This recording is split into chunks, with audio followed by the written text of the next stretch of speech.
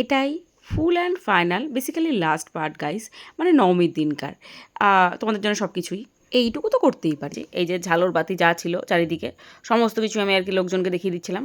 And then পিলু চলে গেল ওখান থেকে টাটা ফাটা বলে। আর তারপর আমরা একটু বিরিয়ানির দোকান থেকে এই সমস্ত কিনে টিনে, মানে বাড়িতে খাবার তো খেতে হবে, তো এই সব করে আমরা চলে গেছিলাম ওই মাঝখানে বাজারের যে ঠাকুরটা, ওই ঠাকুরটার ওখানটায়। ওখানে লোকজন বেসিক্যালি বসতে গাইস, তো একটু আইসক্রিম টাইসক্রিম খেলাম, মানে মাথাটা একটু ঠান্ডা করলাম আর কি। আর তারপরে আবার আমরা ঠাকুর দেখতে বেরিয়ে পড়ি। এটা হচ্ছে পুরনো ঘোষপাড়া যেটা, তো ওইখানকার ঠাকুরটা। আর প্রত্যেকবারকার মতন ওটা এক চালাতেই হয়েছিল। আর চোখ দুটো ঠাকুরের প্রত্যেকবারকার মতনই টানা টানা, মানে সুন্দরী আর কি, যাই হোক। আর তারপরে যারা সেই কী বলে ওটাকে, বাইকের অ্যাড ফ্যাড দেয় না গাড়ির, তো সেই সব চেয়ার রেখে গেছিলো। আমরাও রেলগেটে বসে বসে দালালি শুরু করে দিয়েছিলাম। আর রিপমের সাথে আমার সাথে হেভি যায়, মানে হেভি। আমরা কী যে উদ্ভট বকি কী বকি আমরা জানি না, মানে কী বলছিলাম বিজয়া দশমী হবে কালকে, দেখো হ্যান ত্যান, মানে হাবি যাবি, কোনো কাজ নেই আমাদের, আমরা এগুলো খুব ভালো পারি। আর তারপরে আমরা চলে এসেছিলাম মন্দিরে।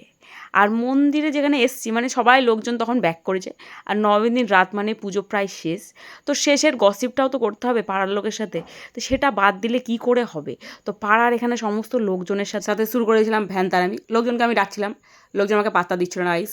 তো প্রত্যেকবারের মতন আমিও লোকজনকে দেখাচ্ছিলাম। আর আমরা 12টা পর্যন্তই বসে থাকি ওখানে, গ্যাঁজরামো করি, মানে এটাই আমাদের কাজ। আর এরপরে সমস্ত পাড়ার লোকের সাথে একটু ছবি টবি তুলি আর কি, পুজো শেষ বলে কথা। চলো।